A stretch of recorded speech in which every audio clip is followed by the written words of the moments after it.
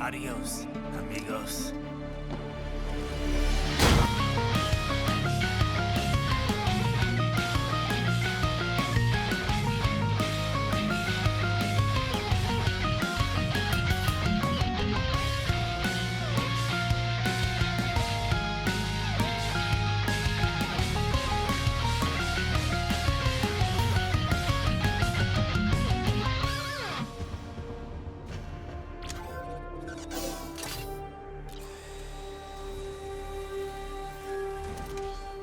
Welcome back, everyone, to our... Is this our third part? Second part. Third part of this video game? Second part and final part of our video game book club of Metal Gear Rising Revengeance. This is Christian's game, so as always, I'm just going to pass it right on over. Yeah, so we are picking up right after the Monsoon boss fight that we left. So this is us going into the HQ to go and see or Marshall headquarters so that we can continue on with our goal here. And I don't know, but this part actually is a little bit shorter than the first part, only for talking about it too, mostly because a lot of what happens in this part is just boss fights. Yes. But yes, we get into the World Marshal building and we are basically just fighting our way up to try and get a hold of all of the child soldier brains, so that we can pass those off to the Doctor, and then continue on through our rampage of Desperado and Marshall. And honestly, that's what we spend most of our time doing all the way up until we get about just over like the halfway point to the building. And honestly, the first conversation of meaning that happens right here is Blade Wolf ends up calling us over the codec. And he lets us know that he has fallen behind a little bit. And Raiden is like, oh, no worries, actually, I should thank you. And Blade Wolf is like, what are you talking about? He goes, it wasn't for you, then I wouldn't have gotten Jack back. And then Blade Wolf is like, so then this is just like how you are? Like, this is you now? And Raiden's like, well, more or less. And he's like, are you still interested? And Blade Wolf is like, I find no reason to alter my objectives. From the moment we met, you have acted on emotional urges. You speak of protecting those weaker than you. Such people number in the billions. It is impossible. You cannot save every human being in the world. You cannot save every street child. After extended observation, I have come to a conclusion. Your actions are rooted in an affinity for those from similar circumstances as yours. And Raiden is like, I guess so. So I'm not much of a superhero after all, huh? And then Blade Wolf's like, however, your emotional status is understandable. Perhaps I share this same affinity. And then Raiden's like, well, if that's what you feel, then I'm glad to have you along. And then, so that's it. The reason I really thought that part was interesting was that it is kind of Blade Wolf, like, calling Raiden out a little bit, where Raiden's like, yeah, you know, I'm basically, like, a different person now. And Blade Wolf was like, well, I mean, like, you're a little bit crazier now, but, like, for the most part, this is kind of what I was able to suss out, that the kind of person that you are is that you kind of flip-flop back and forth all the fucking time, it seems like. And with what we know of Raiden, that is the truth, right? Like, Raiden has been through this kind of thing through all of the games. But yeah, so then from there, to be honest, we make our way to the server room, and this is where we meet Sundowner. And Sundowner basically is like, he has this part I actually think is kind of fucked up as far as, like, from a person who's, like, letting you know just how evil they are, right? So we get, Sundowner sort of starts his speech, but in this, from the speech, he is showing just how many, like, people they have being trained at this facility currently, where all of these little pillars are throughout this whole entire room, and then there's these little tiny, like, sort of, like, robot brains? Well, but they're like these little, like, cylinders, basically, that shoot out of the sides test of them. tubes almost, yeah. And then each one is housing a robot brain that has With got eyes. all this shit hooked up into it. With eyes still. And you can tell that the person is, like, kind of aware of what's happening when it is taken out of that VR simulation, because the eyes start going fucking crazy and are looking around and freaking out. But so Sundowner is like, when we start to come in there, he's like, don't disrupt the students while class is in session. I believe you're familiar with the lesson plan, the same regimen that you went through in Liberia. It's an effective program. Just look how you turned out. Of course, running it in the real world just got a bit too complicated. Doing it virtually, though, there's no fuss, no muss, straight to the brain. It's like a dream. Well, maybe dream is the wrong word. They do kill some POWs, some civilians, but they enjoy it, though. We make sure to give their pleasure centers a nice big old jolt every single time that they do it. Plus, they get a shiny new body as a graduation present, another thing you have in common. And Raiden was like, I chose this. They're kids, you son of a bitch. Sundowner's like, and kids are cruel. All people are by nature. They just lose touch with it as they get older. Start thinking they know right and wrong, and that's immoral, war crime this, code of conduct that. He's like, but kids you can mold, manipulate into performing all kinds of atrocities. There's nothing like a good atrocity to keep a war going. And Ryan's like, well, and that's why I'm shutting you down. And Sundowner's like, you just don't see the bigger picture, do you? Now, at this point, he is in the middle of, as he goes to this part of the speech, he yanks a brain out of the tube and starts, like, holding it and, like, basically shoving it in Raiden's face almost. But he's like, you just don't see the bigger picture. He's like, say you bring this whole place down, waltz out of the rubble with all these precious brains, nothing changes.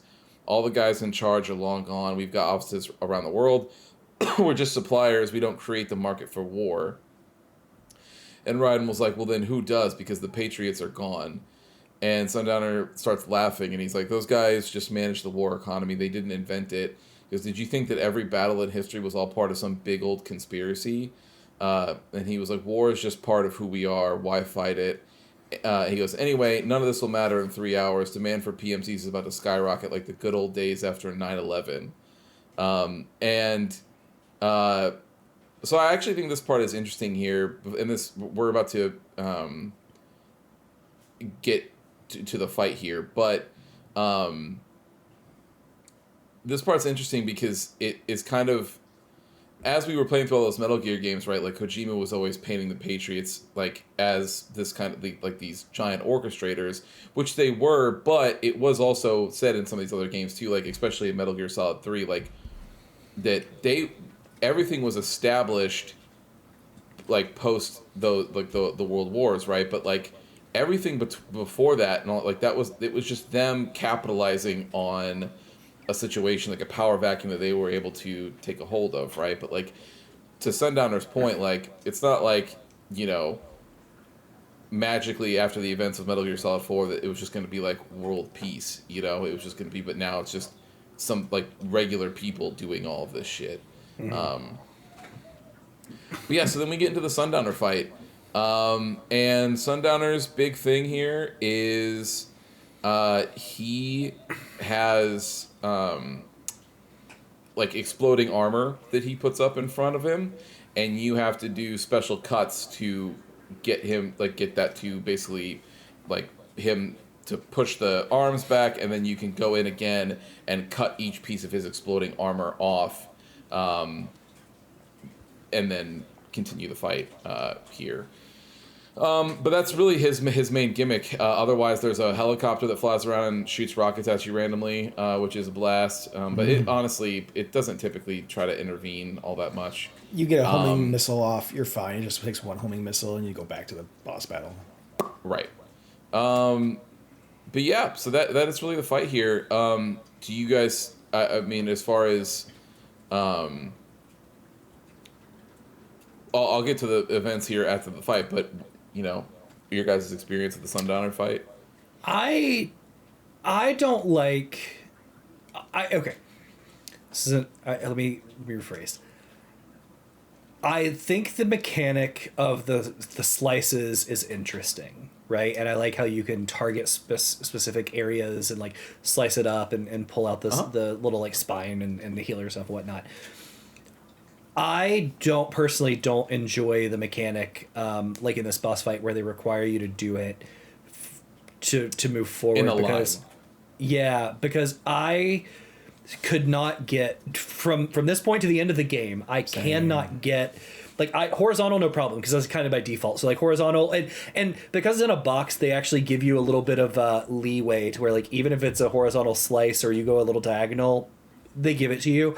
But when they go like vertical, I can't fast enough turn the sword vertical to do a vertical slice or like target. Like with the right stick, you mean? Yeah. I just couldn't get that stuff fast enough. So like you shouldn't have to turn it. If you hold it up, it'll just be vertical. it may, but like you might be right. I just when you turn it, like you'll see the blade like it'll rotate the same way. So I didn't know that you could just flick up. I thought you had to like if I'm horizontal, I had to like turn it to get up. I just personally, I agree. I didn't because I had so much trouble with this boss doing that, and then in the final boss that we have later on, there's a little bit of that in there as well. That at first, because they don't have you doing that throughout the game a whole lot. Like when you do pull that, it's like to get like the spine out to get your fluid or whatever. But you're not like trying to do anything accurately. You're just like and you just chop them up as having fun with it, right? That's a lot of fun. But when you're in a boss battle and you're kind of fighting them, and I don't know what to do immediately, but then you kind of figure it out pretty easily.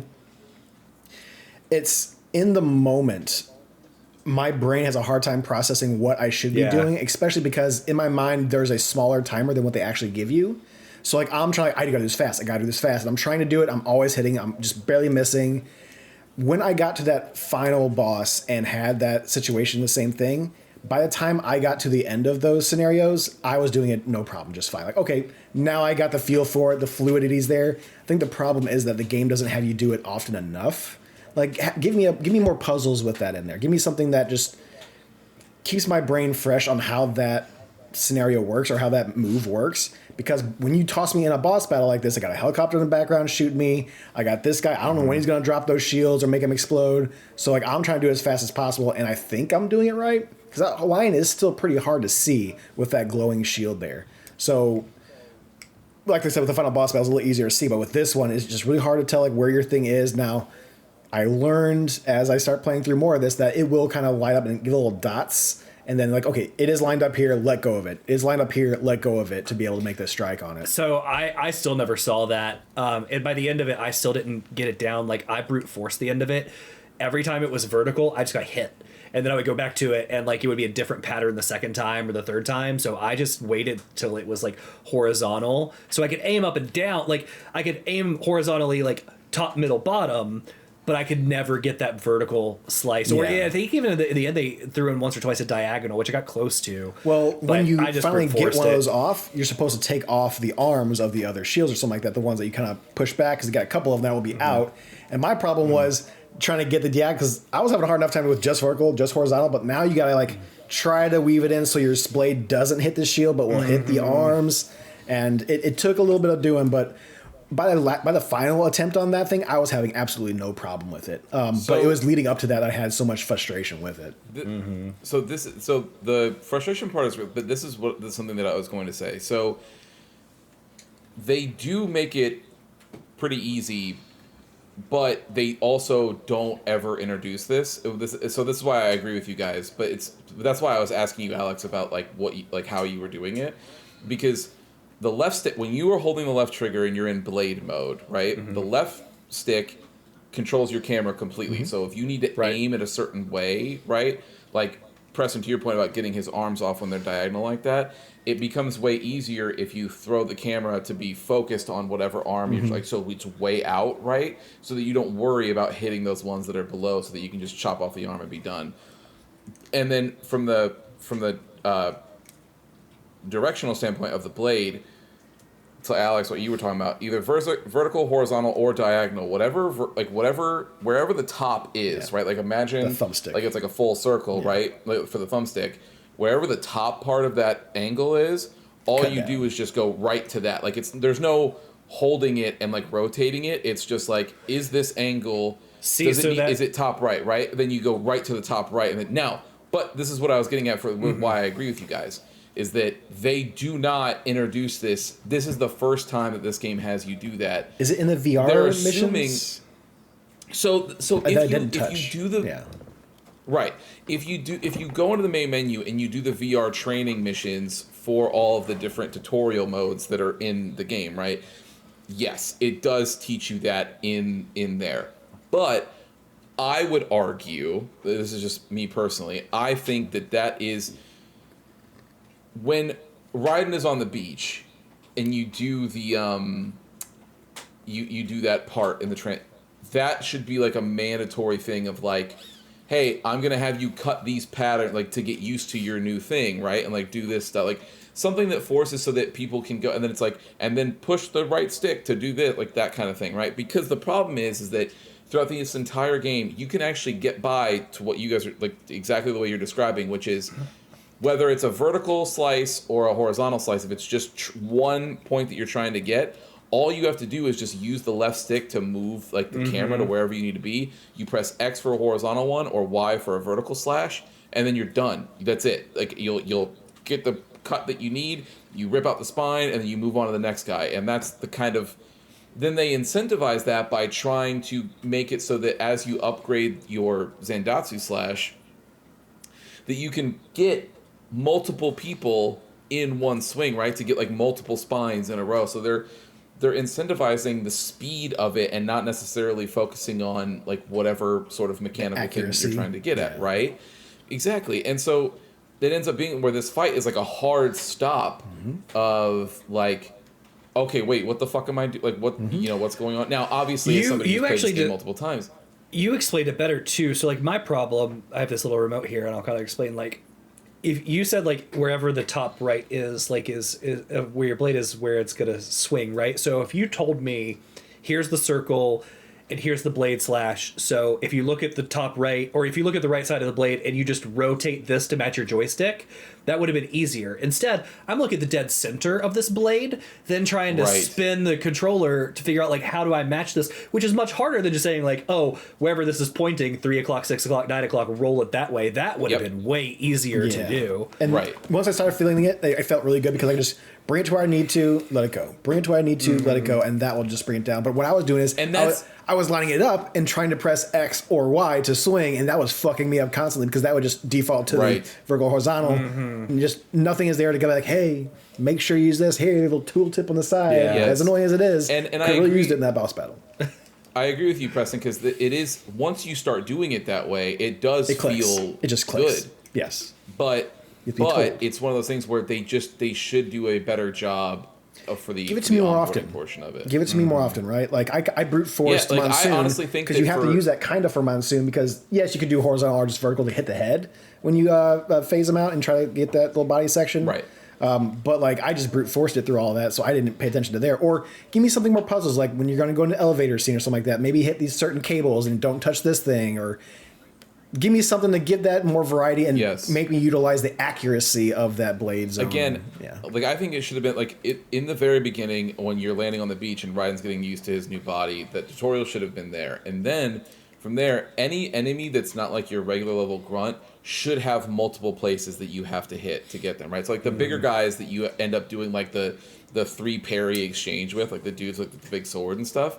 Like, those guys should not just have one little thing in the middle of them that I can yank the spine out of. It should be like, you have to hit them, like, across their shoulders or whatever it is, right? Like, something that makes it so that it's constant checks throughout the game. It's they kind of do that with the whole left arm thing, but, like, you can easily just go through there and, like, still mash through and get the left arm. Yeah, you can brute force that all the time, as long as you get over the camera the right way. Come on, Raiden, you just cut off that, you chop up that arm that I needed kind of thing, and like, okay, well, maybe I can force that onto you more often, And they nullify it too. Like, not only can you brute force it with a sword, but if you use what I use the entire game, like I leveled up that staff, I never have to target. I can just like I'll need to target if I need to grab health, but if I'm not in danger of losing health, I can just smack people up with that staff, and I never engage with those mechanics, which then makes it hard when they're like you have to use this mechanic. Yep, for sure.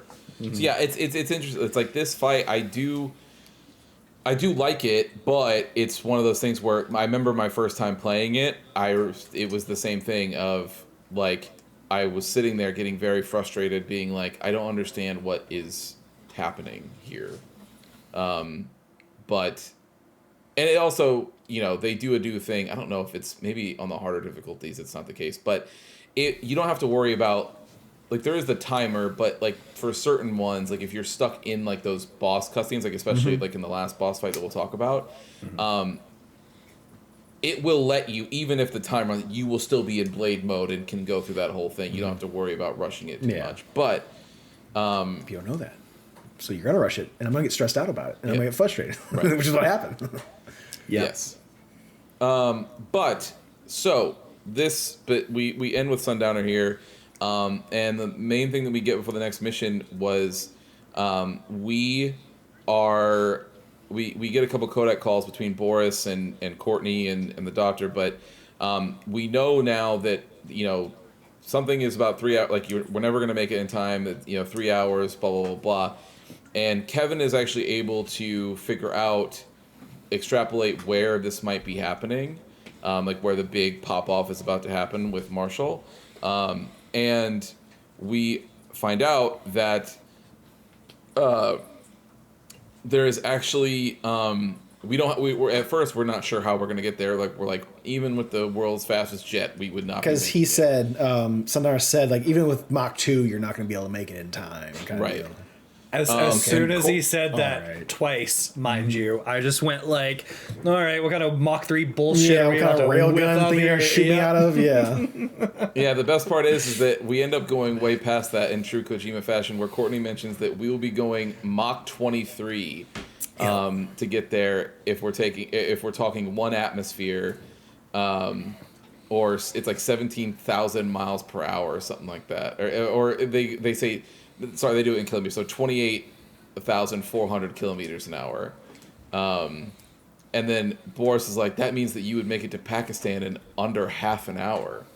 And Ryan's like, right, okay, so let's contact Solus then. Now, we will end up finding out more about Solus here in just a little bit. But, so from there, we start right into Mission 5, which is escaping from Denver, right? So we're trying to make it to the Solus headquarters so that we can go and take their special ship to shoot us over to Pakistan. And we get right in the intro here, which is just straight up, we are flying with the doctor. He's got all the brains hooked up. Everything's good. All the cargo's loaded inside this cargo ship.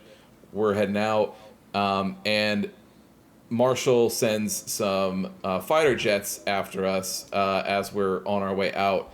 And so Raiden, being Raiden, decides that what he's going to do is jump out of the helicopter and after one of the planes to stop them from pursuing them any further. So I didn't know, there's the scene here of how Raiden handles this, which is that he gets on the one and hacks it with his sword to be able to then use it to go after the other one.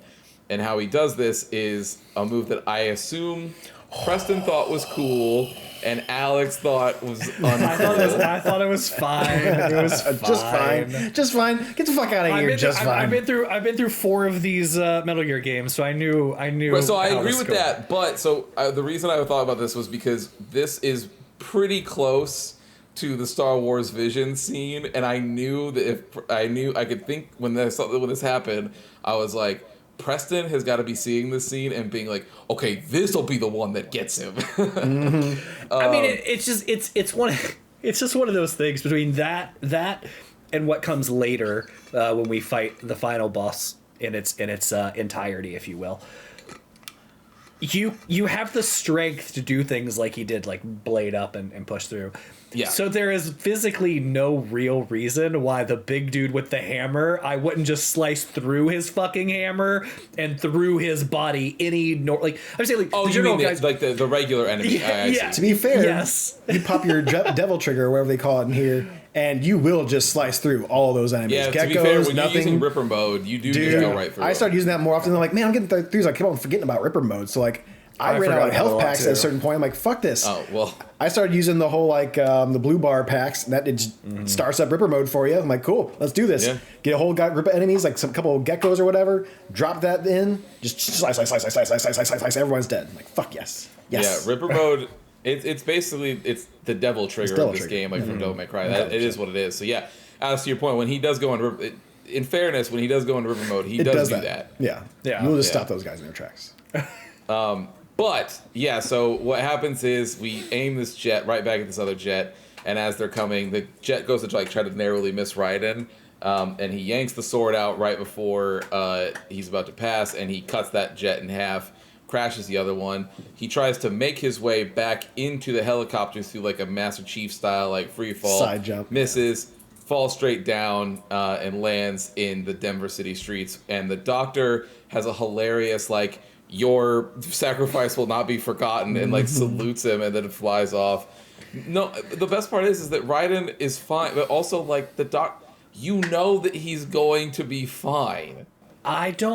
When the doctor does that, my first thought was, I don't trust you with all these brains, and I feel like you're doing the right thing because you have people around you that are saying like, do the right thing or else. Yeah. And I but feel if like we as soon as he's like Raiden's dead, he's like, oh cool, I have all these experiments back here, and I'm like, it's a little weird. Yeah, I wouldn't trust him. But yeah, so then it's honestly this mission. Legitimately, nothing happens. It is we land in the Denver city streets, and we're just trying to get out of Denver so that we can get a ride to make our way to the Solus headquarters and do our thing. So then, honestly, the end of this mission, outside of us fighting all the martial troops that are in the streets, is we see a motorcycle outside of this, like on the city outskirts. We take it and ride in, and he says, thank you for your bike, or thanks for your cooperation, I need your bike, and then leaves his cell phone number. Which was like 111-555s. Yes, and there's you can't read the rest of it after that, but yeah, it's 111-555, and then that's it. So, honestly, if it was Raiden, like, it feels like he might as well have left like 111 fuck you or something. You know what I mean? Like, that's honestly what it feels like. So he leaves his cell phone number, and then he takes off, and that is mission 5. Yeah. So then we go right into mission 6, which is also just a single fight. But there is some story stuff that happens in here with this fight. So as we're coming down and we're heading towards the Solus headquarters to be able to get onto our jet, we are stopped by the only person in Desperado left to challenge us here, and it is Mr. Jetstream Sam himself. Now, this fight, I think I love this fight. I think that the back and forth that you can get with some of the parries and stuff. He's talking to your doggo. He's talking to Wolfblade. Yes, he is. So as we pull up, Blade Wolf is talking with Sam, and he kind of like gives him a little bit of a wink at the end of it. Blade Wolf sort of steps off to the side and is like, all right, I'm not going to get in. And he actually makes a comment where he goes, does it truly have to be like this? Like, are you guys sure it has to be like this? And both Raiden and Jetstream Sam are both like, yup, 100%. This is what it's got to be. And so then we get into the fight, it's honestly it's basically like the Dante versus Virgil in like Devil May Cry, right? Sure. Like, it's just you are fighting somebody who has your exact moveset, and so it's like the real sort of like test of the mechanics here at this point. I think the soundtrack, like the song that plays in the back of this, is awesome. I think the arena beat, like the desert duel in the back. You got honestly, like fences and stuff you go through and shit like that. The only thing that could have made it better is let me destroy the giant boulders are there, but I understand that. But like, yeah, you're going through fences and shit like that. It honestly kind of reminds me of like a Trigun like area. Yeah, it's a cowboy western like, type of standoff in the middle of the desert. Yeah, it's very cool. Yeah. So it's very cool. There's one point like you can like knock his sword away. He's like, "All right, show me what you got." And he just starts coming at you with fists. And he goes right into just a fist, right? Yeah, dude, it's so sick. Yeah, I love that. There's actually right at the end, as they're getting like, as the fight is nearing its end, and like you're going back and forth. Sam is basically like, he goes, "You're pathetic. Show me a good time, Jack." And he's like, as the parries are going back and forth, he's like, "Not good enough. You're a waste of money. You're far too easy, amateur." And then as it starts getting more and more, like more damage is happening, then he's like, "Now this is a fight. Just you and me, Jack. Get ready." And then as the final slash comes, he's like, "Say goodnight, pretty boy." And then as it, Raiden gets the upper hand, stabs him through the chest, and then he yanks it out, and he's like, Raiden actually notices here, as he pulls out, Blade Wolf comes over and sees that he's dead, and Raiden's like, he barely actually had any cyborg enhancements, which is like, you're like, so Sam was that bad, dude. Like, he just was, but so Blade Wolf goes, "Was this outcome necessary?" And he's like, "Evidence inconclusive." And Raiden, or then he goes, or Raiden is like, "I guess even AIs don't know everything then." And Blade Wolf is like, "It's likely that no single correct answer exists. Additionally, human conflict stems from opposing ideals and societal norms. I was not programmed with these guidelines." And Raiden's like, "You're better off figuring out those for yourself." And Raiden then picks up Sam's blade off of the ground, and notices that it's ID locked. And Blade Wolf is like, he goes, "It's a VT7 high frequency blade. The efficacy of the enhancement directly correlates to the quality of the original weapon. My file indicates Sam inherited this sword from his father." And then Raiden basically like cleans it, sheathes it in a very samurai-esque way, and then hands it over to Blade Wolf, and he asks him if he wants to go bury it. And Blade Wolf says no, that he's just going to keep it, and he'll retain it in memory of Sam. And then Boris comes over the codec and says, "Raiden, you guys have to hurry up. You have less than 1 hour." And Raiden says, "Roger that." He gets on his bike, and then we head to the Solus Space and Aeronautics thing. But, so, the Sam boss fight, how did you guys feel about that one? You heard what I had to say. It's fucking rad. That was very, very cool. I had a good time with it. Yeah, I thought it was good too. I liked it. There's some things that you learn later about that fight that made me have some questions post the thing. But well, some of it might be in the DLC, but I'll explain those too. I don't know if you guys. DLC, I guess I we did should not say do that. those. So just so we're clear, so with the way that the Steam version works, which is what everybody's playing, they package the Blade Wolf and Jetstream Stam DLC together, but they unlock after you beat the main campaign. Well, no, it was just we find out some things like during the final boss fight where Blade Wolf gives us some more insight into the conversation they had. Right. So I could talk about that a little bit more later, but the fight as it happened, I thought was really, really good. It was very action packed. I thought the environment was awesome. Like Preston said, like it was a good little standoff. Everything was rocking during that fight. So yeah, I liked it. I thought it was well done. Cool. So, and just to be clear, did you guys, either of you did you mess with either of the DLC packs at all? I totally forgot about it. No, that's until fine. later, yeah. Just for the listeners, I'm going to summarize what happens at the end of them for these guys so that but I was not going to make people go back and play 2 DLC packs worth of stuff. So, we get to the start of the final mission here. So this cutscene, we are met with a dude who's looking at a hentai mag. He's got a poster behind him too. He does.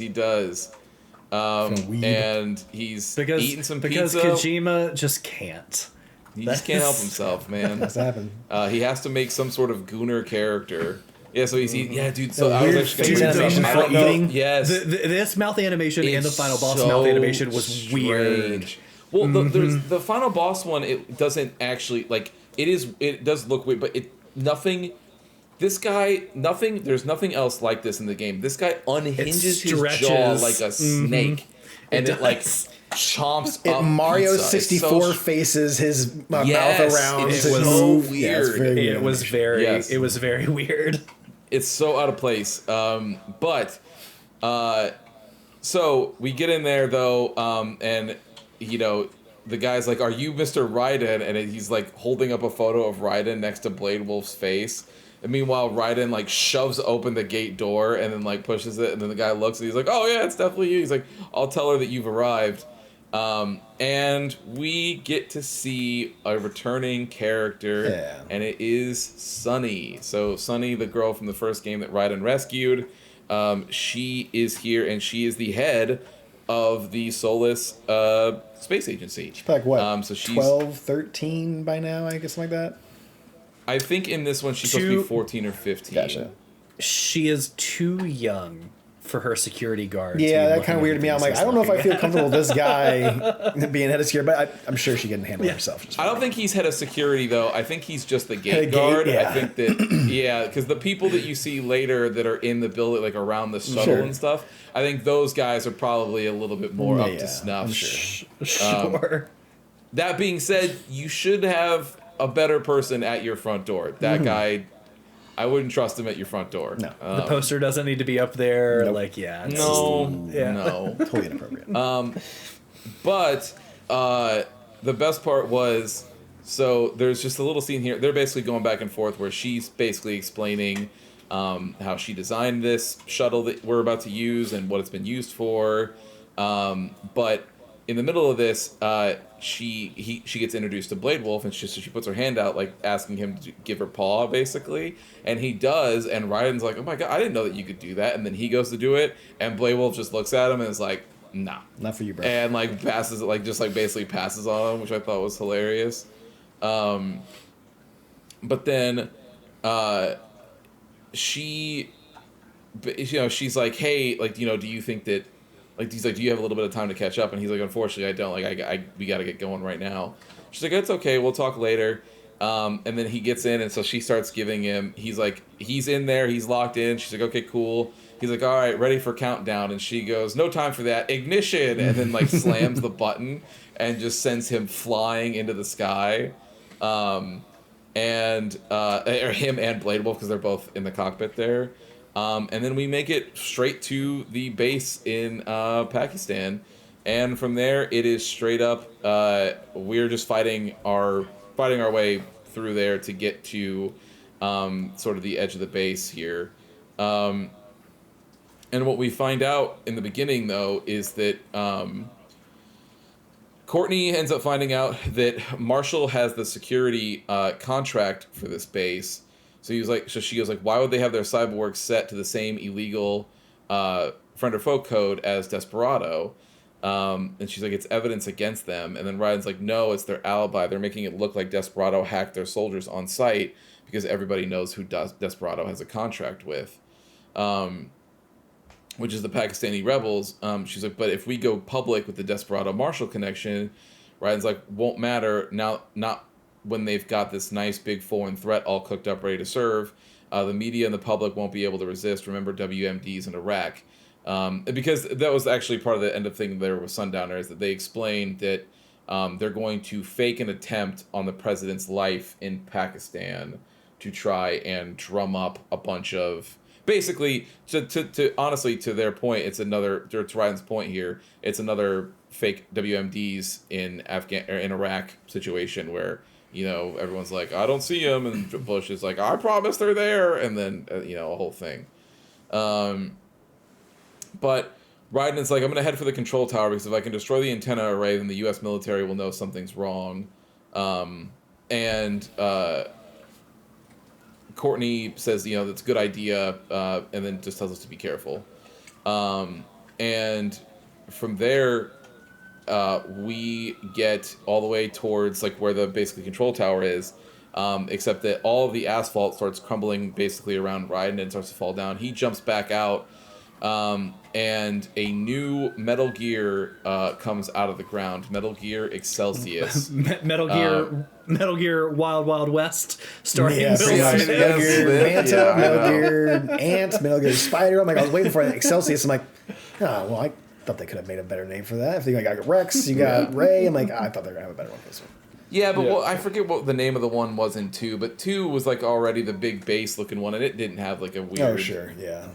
It had I can't remember what its name now was, but it had a weird name. But anyway, yeah, but it was not animal based. No. It wasn't.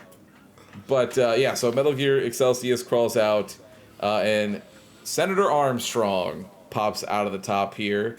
And so this is where we get a really good look at him the first time. I want your guys' impression. What real world person do you think Armstrong is based off of? Real world person. Yeah. I think there were a few. He looked a little bit like a young Cheney. He looked. Is that who it is? Okay. This is my now. I don't think Kojima would ever come out and say this, obviously, especially with what happens next. But I think that anybody, you can definitely look and be like, this is supposed to be war-hungry Dick Cheney. Like that. Dude, I mean, it's so on the nose with him. I just have to say this so I don't forget, but there's a part before we fight him, because we know he's the final boss, where he does a sumo stance that sometimes Japanese games are known for, right? He slams one foot on the ground, then smacks his thigh. He raises his other leg up and holds it, like, for way too long, and then slams it down, and out loud, I literally said, what in the RGG Yakuza mini boss fuck is this? That's like exactly what it was. Yeah, they give him that, but so Armstrong goes, well, if it isn't Saucy Jack, and he goes, just a little too late, as usual. And Raiden, is like, this is an impressive little toy that you've got there, but your plan ends here. To which Armstrong goes, idiot, you're not ending our plan, you're expanding it. Have you checked the internet lately? And Boris is like, Raiden, Air Force One is turning back to the States. And Raiden was like, well, how did they know? And Boris goes, someone posted photos of what's happening on the base. The whole world is up in arms. And it's showing all of the bodies that Raiden has carved through on his way here. And it's basically just like all these people on social media being like, we need to end this. We need to get over that. It's just basically people, the public being warmongering for the idea that there was an attempt on the president's life. And Raiden was like, well, he goes, if the story leaked early, then Marshall's plan is ruined. And Boris is like, the hell it is. Look what they're saying. The story just went live and already people are calling for blood. Raiden was like, but the president was saved. And Armstrong goes, and yet American blood was spilled. And Raiden was like, but it's by Americans. He's like, besides, a few dozen soldiers is tragic, but it's nothing to start a major war over. And Armstrong was like, well, that's just the spark, son. The excuse we've been waiting for. America's wanted this war for years. The Patriots, they knew that war was good for the economy, and 4 years later, their legacy lingers on. And Armstrong was like, they left us all of their great isms, nationalism, unilateralism, materialism, welcome maxims for these with no faith, without guiding principles of their own. Give yourself up to the whole. No need to better yourself. You're an American. You're number one. Then the only value left is dollar value, the economy, so we'll do whatever it takes to keep humming along, even war, especially war. And Raiden was like, that's bullshit. Then Armstrong goes, the Patriots planted the seed. We don't need them around to filter and foster their memes any longer. We're spreading them just fine ourselves. Every American man, woman, and child, we're all sons of the Patriots now. And he goes, we just need something to jumpstart the economy out of this funk. This recession it's been stuck in since the fall of SOP. I'm going to pause here.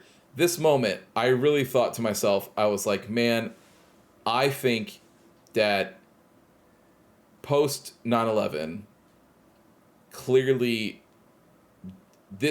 I think that this is the story that Kojima was wanting to get to all along, was that there was like, this is still his commentary on the war economy going on here, where he just is like, even when if you take out this giant cabal, like there's still always going to be the fact that people find war, it is always profitable for the people that are waging, like conflict in general will always be like this and will always have money behind it. And I love that Raiden kind of is like in a Bernie Sanders-esque argument here, where he's like arguing about the economy, which I actually think is really funny, where he's like, in the military costs, wasting billions is going to help the economy. And Armstrong is like, PMCs, arm manufacturers, they're all job creators, Jack. All those workers spending money, paying taxes. He goes, trust me, a little war can work wonders. To which Raiden is like, so you're going to grease the gears with some innocent blood, is that it? And Armstrong goes, "Relax, Jack. It's a war on terror. We're not out to kill civilians. It'll just be extremists, lawless gangs, madmen." From right there, and Raiden actually is like taken aback a little bit, and I was like, that line specifically to me is the one that really drives home for me. That says this is supposed to be fucking Dick Cheney. You know what I mean? Like that is like we all grew up in this country when Dick Cheney was at his fucking and this I imagine he even got close to this in some of his like his actual words, but I genuinely believe in my heart of hearts that this is how Dick Cheney thought in his head. But lawless gangs and madmen, and Raiden's like taken aback, and Armstrong goes, "Of course, that would have to include you. Wouldn't want any eyewitness reports complicating the message." And he like throws, basically like, flicks his cigar off, and there is some random comments that are. This is where the fight starts, just with the with Metal Gear Excelsius at first, and I want to, like this fight really is just a bit like it's basically kind of like a redo of the Metal Gear Ray fight. So you're just doing like you're just looking out for these like big attacks that are coming back and forth, and you are cutting off one leg at a time as you do more damage to the Metal Gear up until you have two off and it's off balance, and then one sort of like big swing goes to happen, and Raiden counters it and cuts off one of the blades that's on the Excelsius, and then uses that to chop up the Excelsius into a bunch of little pieces, and has there's a big old bombastic like giant like quick time event that you're doing when you're going back and forth and using its blade against its other blade and all of this other stuff. Which is the size of a building, by the way. Just for anybody listening It is. that hasn't Yes. played this game, like it's the size of a He body building. slams a building. Yeah. And so then from there, Armstrong hops basically out of the cockpit, and there's like all this smoke everywhere, and he goes, "You slippery little bastard, I don't have time for this." And that's where the sumo stance hits, and he starts powering up like he's almost like in a Dragon Ball Z episode. Mm-hmm. And Raiden, I think channeling Alex's astonishment here, goes, "Oh, you've got to be kidding me." And wires actually shoot out of Metal Gear Excelsius here and basically start like shooting basically energy into Armstrong. And he is all super buffed up, and he adjusts his glasses and then says, "Let's go." And they get right. It's all cutscene here, but there's some back and forth happening. There's some fights that are happening here, where Armstrong and Raiden are basically going back and forth, and as Raiden, Armstrong goes to grab a hold of Raiden's head, and he's like, "I played college ball, you know," and then Raiden basically quips back at him and says, "At some cushy Ivy League school." And Dick Cheney went to Yale. I looked that up. Yep. So then Armstrong headbutts him and rips off his visor and then punches him in the face. And as they're basically going back and forth, Armstrong goes, "Try University of Texas. I could have gone pro if I hadn't joined the Navy."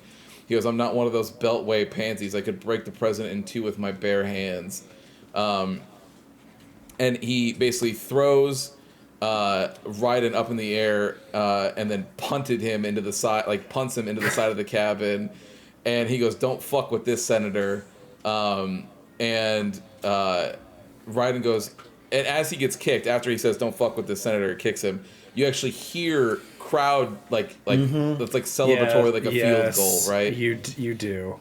And Raiden was like, "What the hell are you?" And then Armstrong goes, "Why don't you stick around and find out?" From here we get basically like a mini fight. Can I say that was the only thing that I found weird about this fight when he's like, "What the hell are you?" Because he's been through years of this since Metal Gear Solid 2 and now, and as soon as he came out of the Metal Gear, I looked and went, he's full of nanomachines. So then the naivety of Raiden kind of caught me off guard, where he's like, what are you? It's like, like we all knew, like I knew instantly it was nanomachines. So I thought that was a little odd, a little disconnect. I think he more so means like more so like what to what extent. But I agree with you. It's very clear that there was something going on with Armstrong. There's no way that like Armstrong has Sam and Sundowner and also like these people underneath him if he's not like able to keep them in check by some way. You know what I mean? But yes, I think he means to like what extent, because you do find out later that he is like a step above even just like nanomachines. Like he's probably closer to like a vamp, if anything. Maybe, but he's not. Yes, in how much he has, but he's not like cyborg like the other people are. Like he's legit nanomachines. You even see that in the fight where Raiden for a long time is just confused. Like, how do I damage him? Why can't I damage him? And you could just see like in the fight, like he's just nanomachines. Like something happens and just like refills back up. Yeah. Until Armstrong comes out and just tells him, and I'm just like, yeah, we know. Like we can see. Yeah. But so this little mini fight here is basically just like getting Raiden. It's to get your health down. That's all it really is. But it's just to show you to Alex's point, where in this beginning part here, there's nothing that you can do. Like you're barely doing any damage to him. There's just nothing that's happening. Raiden's basically trying to figure this out. And when your health hits a certain threshold, you go to swing, and Armstrong actually catches Raiden's sword in his bare hand, and he's all nanomachined out on his arm when he catches it, and he goes, "That's a nice knife," and then he snaps it in half, and then goes to punch Raiden in the jaw, and like just barely misses him, and like sort of like scrapes him, and as they're basically, Raiden stands back up, and his metal jaw is like still red hot from the friction there. But he rushes towards Armstrong and like throws the broken half of his blade at him, and Raiden they are like, he misses some punches, but then Raiden actually connects one punch just like right up into his jaw, and as Raiden goes, typical politician, big promises but all talk, and Armstrong says he goes, "What do you mean?" And Ryan's like, "Jumpstart the economy, what a load of bullshit. All you care about is lining your own pockets. That and your approval ratings. You've got no principles, just like all the rest. If America's going to shit, you're just another maggot crawling in the pile." And Armstrong goes, "All right, the truth then. You're right about one thing. I do need capital and votes. And you want to know why?" He goes, "I have a dream." And then Raiden's like, "What?" And then he goes, now this is the big little speech here from Armstrong, where he goes that one day every person in this nation will control their own destiny and a land of the truly free, damn it.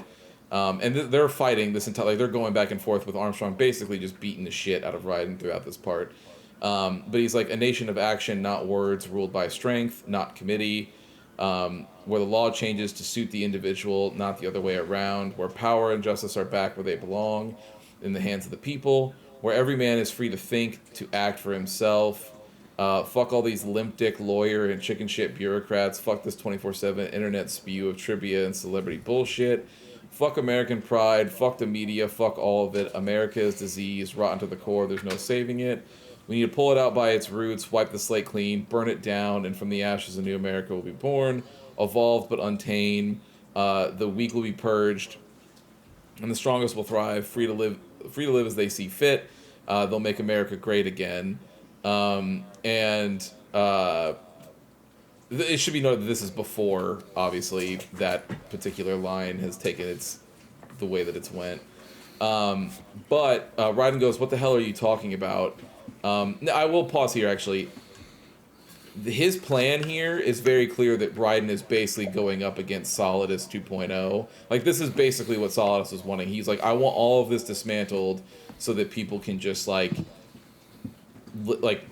but as opposed, he was wanting, like, true freedom, whereas Armstrong is saying the same thing, but then he's also like, however, I want, like, pure anarchy. Like, that's more or less what he's advocating for. But then he goes, "You still don't get it. I'm using war as a business to get elected. so I can end war as a business. In my new America, people will die and all for what they believe, not for money, not for oil, not for what they're told is right. Every man will be free to fight his own wars. And he's like repeatedly stomping Raiden and then pausing to like relight a cigar. And Armstrong goes, so what do you think? And Raiden goes, how the hell did you get elected? And Armstrong was like, well, I don't write my own speeches. But he's like, you should try fighting for what you believe in sometime, Jack, not for a company or a nation or for everyone else or for anyone else.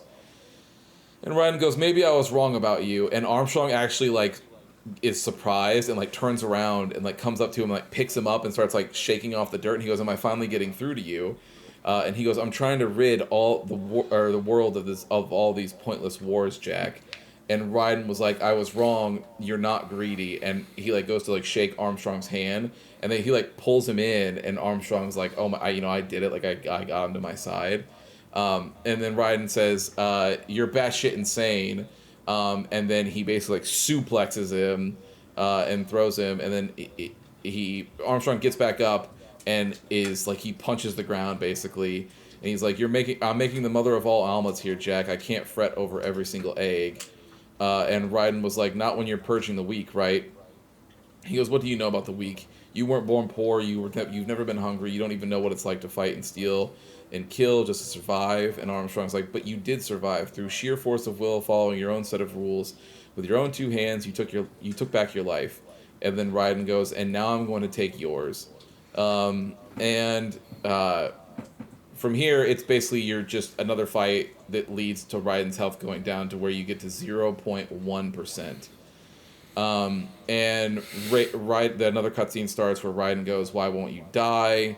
And he goes to like punch him, and then this is where Armstrong goes, nanomachine, son. He goes, they harden in response to any physical trauma. And he goes, you can't hurt me, Jack. And Raiden keeps trying to punch him, and Armstrong basically goes, it's time to end this.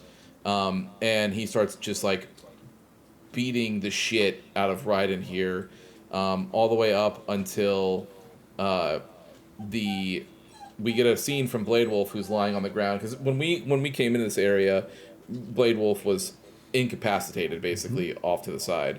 But Sam's sword is right next to him, and it starts blinking, and then it turns green. And Blade Wolf jumps up and brings the blade over and calls out to Raiden, and then he says, begin playback.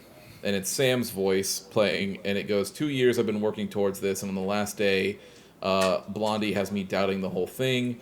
We'll leave it up to fate then, shall we? And he's like, a duel to the death, may the best man win. And he goes, if I cut him down, then that's that. Back to our regularly scheduled international incident. But if he beats me, and if I die here, then the lock on my blade will disable after a couple hours, and whatever happens after that is up to you, Wolfie. And Armstrong goes, even dead, that guy is a pain in my ass. And he goes, so you think that little sword can save your master? Well, then go ahead then. But make no mistake, Fido, when I'm finished with him, you're next. And Blade Wolf is like, I was not designated to fear termination. However, Directive 01 is to ensure all data acquired is preserved and passed along. So to expire here would violate that directive. And he goes, however, Raiden came to my aid, and I have learned from him. When Samuel fell, data analysis was inconclusive, but that has changed. I have established new parameters now created by my own directive. And Armstrong calls him a little fuck. And then Blade Wolf throws the sword to us and calls him a damn mutt, and then kicks Blade Wolf like into a wall, basically. And Raiden calls back out to Armstrong and says, I said my sword was a tool of justice, not used in anger, not used for vengeance, but now I'm not so sure, and besides, this isn't my sword. And then says, let's dance, and this is where we get the final battle. So we are doing the actual final battle here with Sam's blade, and now that we have a nice new sword, we are able to do the correct damage through here. Now, this song that plays here is my favorite song in the game. I think that this song is so good over this fight. But this fight is multiple different stages here, but Armstrong has like tons of different sort of things that he does that you can parry and get through. He has some of unblockable moves that you use the like the defensive slash, like to jump out of the way, to like get out of the way, like his dodge. And you will dodge out of the way of those, and then can keep going there. And then he has like some bigger moments. He has 2 health bars that you go through, and at each stage there's multiple different things. There's 2 basically like gimmicks that happen between the fight, which is he will throw a bunch of stuff at you. Like he'll pick up like a bunch of tanks and trucks and random shit to throw at you. You cut through them, and then as you cut through the last one, he's right there getting ready to punch you, and you will slice again to get him like right on his head, and that stuns him for a little bit, and then you can keep doing more damage to him. And then as you get him to certain thresholds on health, he will start to use his nanomachines, kind of like Vamp, to regen, and you just get behind him, use the blade mode to chop at the little generator that's giving him health, and then that will cut off his regen, and then you continue the fight and keep going. That is more or less how that fight goes. Before, as the very end where Raiden ends up as Armstrong, there's like a little sort of cutscene that ends it, but Armstrong is going back and forth, and he tries to like push Raiden away. Raiden headbutts him, and then slashes apart the skin over his like crazy ass mechanical heart.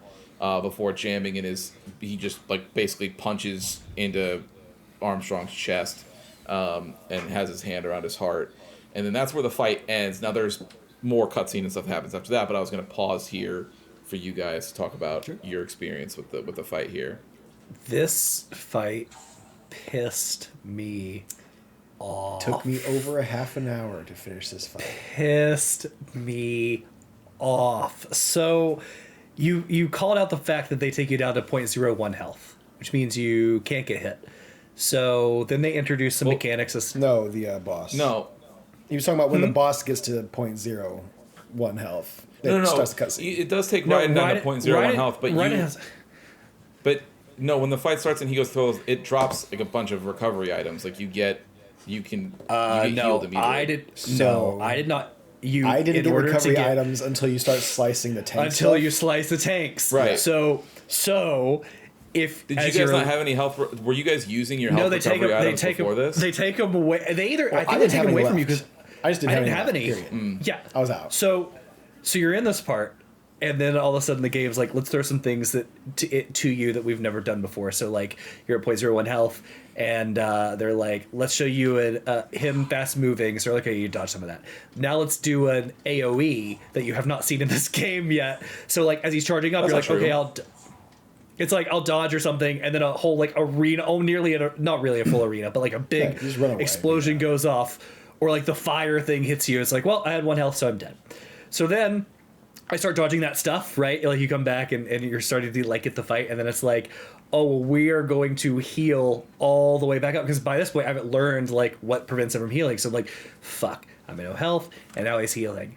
And then like I still don't have any items. If you got to the healing part though, that's after he does like the first thing where he throws. When you cut all of those things off or cut those little cars, it throws health items. Maybe it was, but like still like I got hit by the first time he threw the thing because like I didn't get the stupid sword like where it was, so I got hit by that once or twice, and finally after like the 3rd or 4th time I get in there and I get it to drop health items, like okay, I can heal now.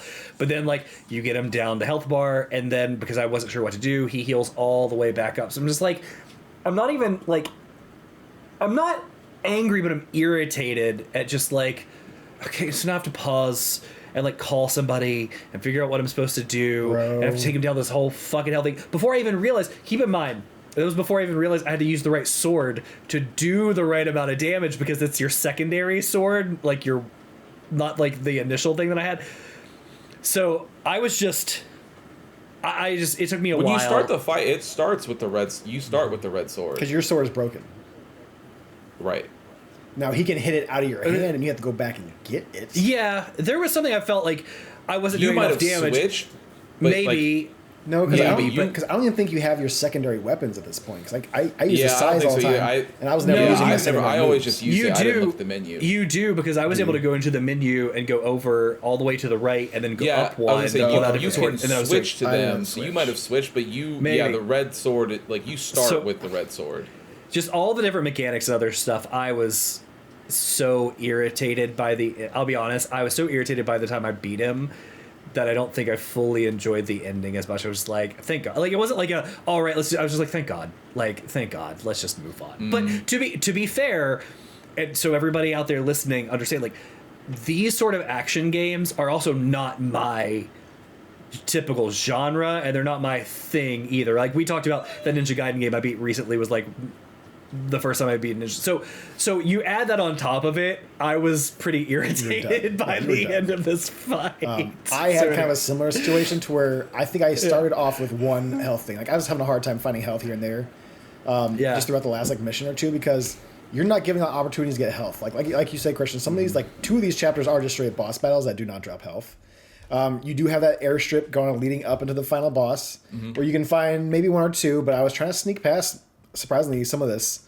And then you kind of get some stopping points to where someone's going to see you. You fight, but I wasn't really getting health drops. Like I may have found 1 in that hangar.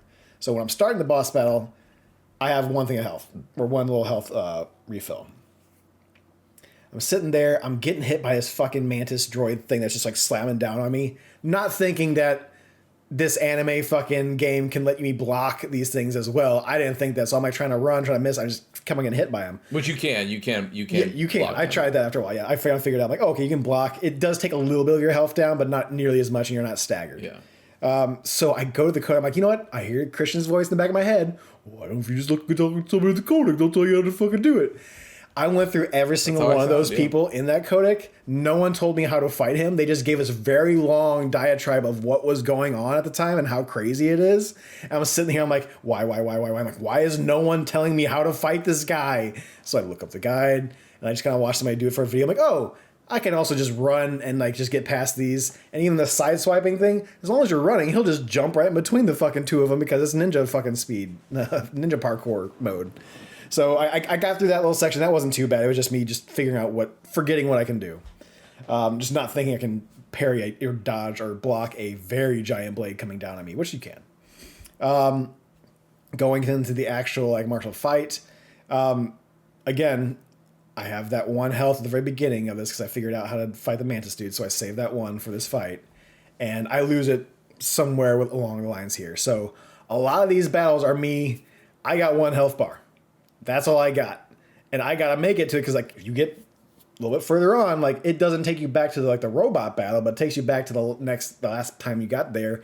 And if I'm trying and struggling, especially at that point to where it's like you're barely whittling down his health, it is not just he has to get your health down to a certain, it's either time or also you have to get some type of amount of hits on him too, because I died during that time and it had me restart it. The second time I was just I'm like, fuck this. I'm just going to run around, swing, go past him. Swing, just doing flyby slashes as I was going through to get him down enough. The first one is an amount of, it's his health. The second one is it ends when you hit at 0.1 health. I got you. Yeah, there's something like, yeah, either way, there was a lot of trial and error going into this. Now, I don't mind it as much as I do like these character action games.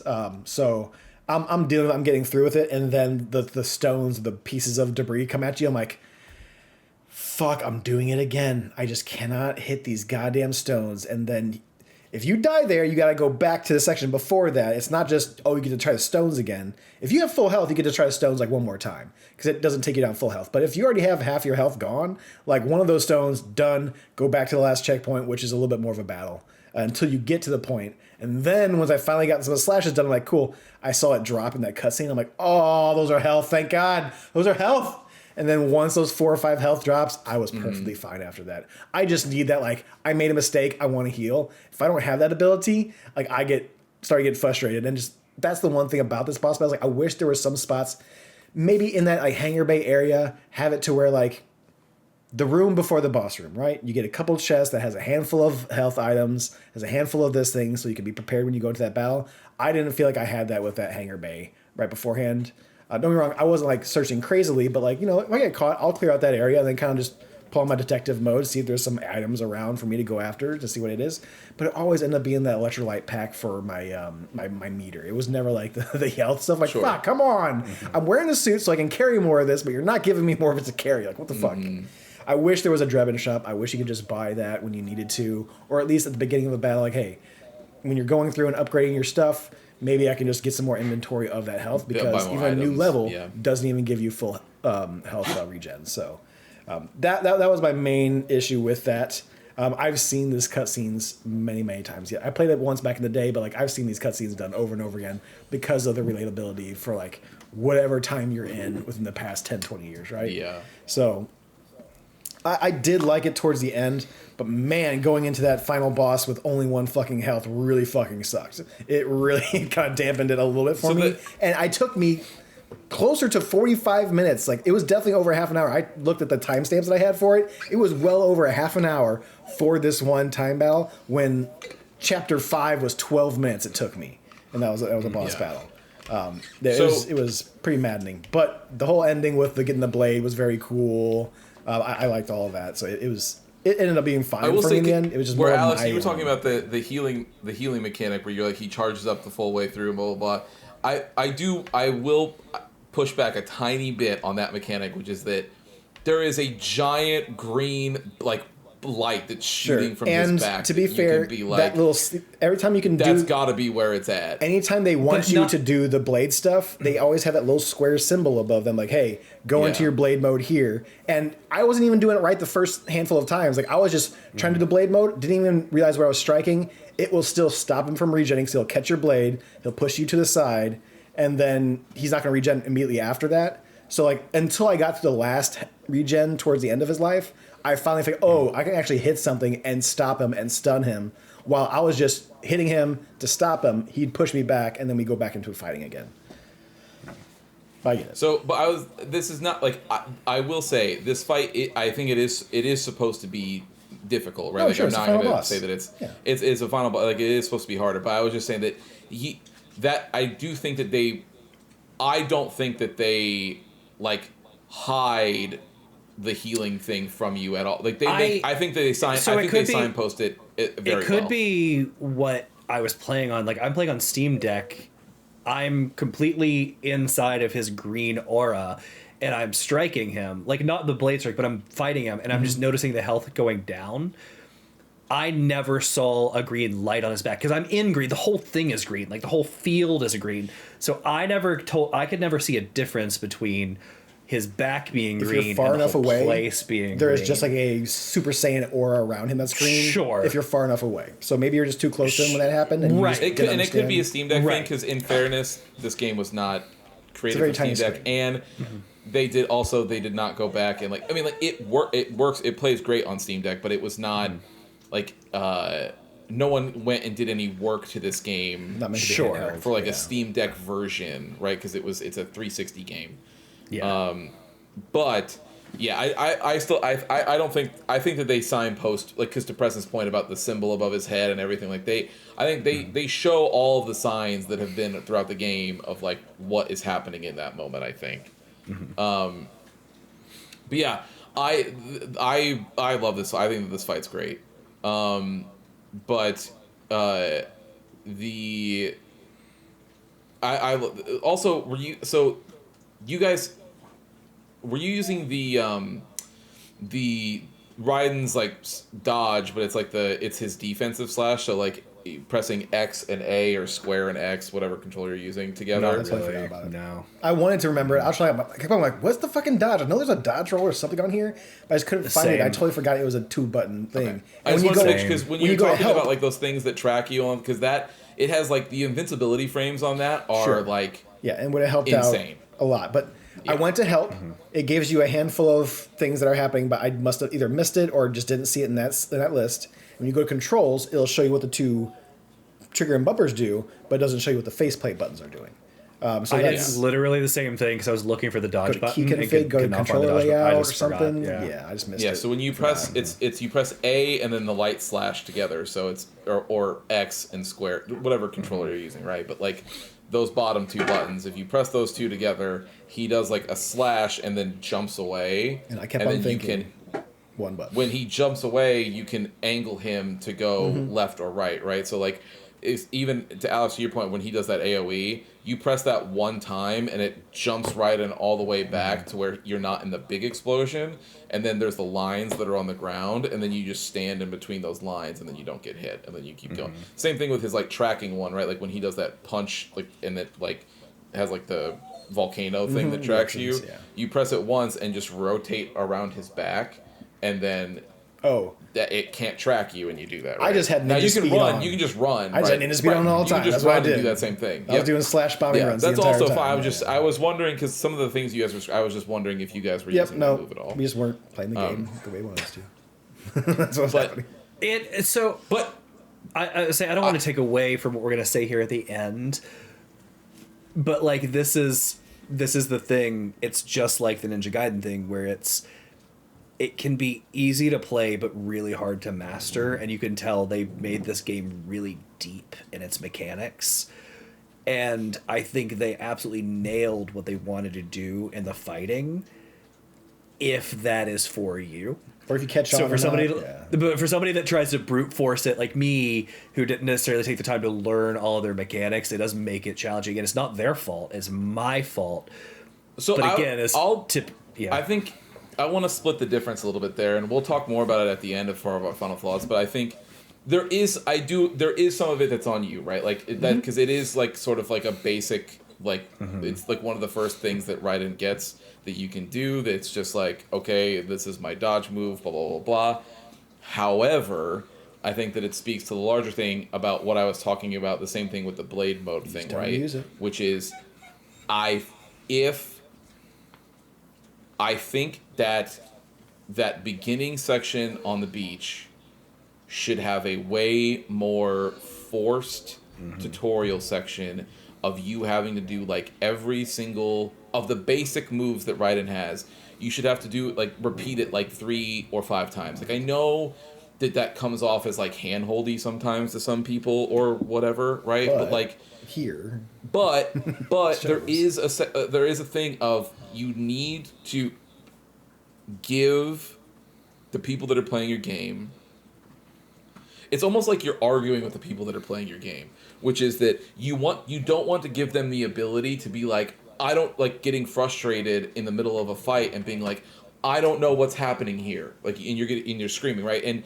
And Alex, to your point of like being frustrated and being like, oh, thank God it's over. I was finally able to face roll and do whatever. There is part of it that I agree that is like it's the onus is on the player of being like, well, I know that I'm brute forcing it, like I'm not doing this the way that it's intended, right?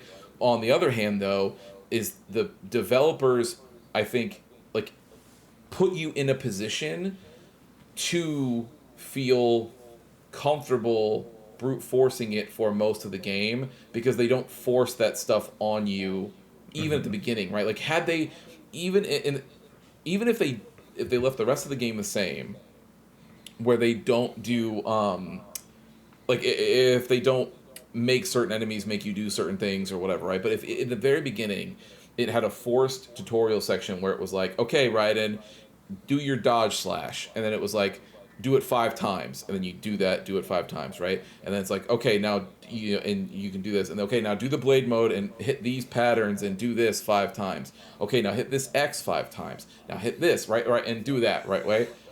Then at the very least, it is harder for someone to then be like, well, I don't know what's happening, and it's like, well, what do you do know what's happening? You saw it over here. The game made sure and gave you a check and made sure that you did it 5 times, and then at least. But I think that would condition people better to then when something is happening like this, like with Armstrong, where he has that move that tracks you. Like to be fair to Preston's point, you can just run, right? But I which think what I did. But if you just could step around. But if you had been, remember, like, oh right, I do have this thing, right? Like at bare minimum, you would have been like, okay, I'll just do that. Like that's on me, whatever. Right? But you can have that better like mentality going into it, as opposed to. Because I think they put you in such a position to where you really can, like, outside of the Sundowner fight and this fight, you can just kind of brute force this. Like, there is kind of nothing that stops you, right? Yeah. And so I that's why I meant by split the difference. Is like, I think part of it is on part of it is obviously still on the player because like, you can just do it, but I think part of it is on the game by not forcing it. And I know that like some tutorial stuff, like people get, they're like, I know, I don't want to do this, right? But like, you know, maybe on your second playthrough you can just press skip tutorial button and it just throws you right into it, right? Like probably, yeah. But like, I think that there is a certain thing of right in the beginning of the game, you have to do a very good job of showing players like what all you're capable of in that moment, right? Because nothing we're talking about that's in this fight is like an unlock that Raiden gets later in the game, like his dodge slash and the way that those like the blade mode works. That's how it works from minute one, like from when the game turns. It only shows you how to do it minute one and doesn't require you to do it the entire 5-6 hours of the game, and now you have to do it. And remember, and it's not in the options. Yeah. It's not in the combat lists. It's nowhere in there. I tracked it. I wanted to find my dodge. It does not tell you. It is. But it's only in those VR mission tutorials, which is a separate menu, which again, I think is not fair. I don't think that's not the right way to do it. Like you can go do that, but like why would you like? And even though it tells you like every single time that you, but it is, but every single time, like and it does like I like in their quote unquote like defense, like every single time that you get a new ability in that game, even in the very beginning, it's like, hey, if you want to learn, like it does a big pop up across the screen. It's like new VR mission unlocked, or VR tutorial mission unlocked, blah blah blah blah, blah, right?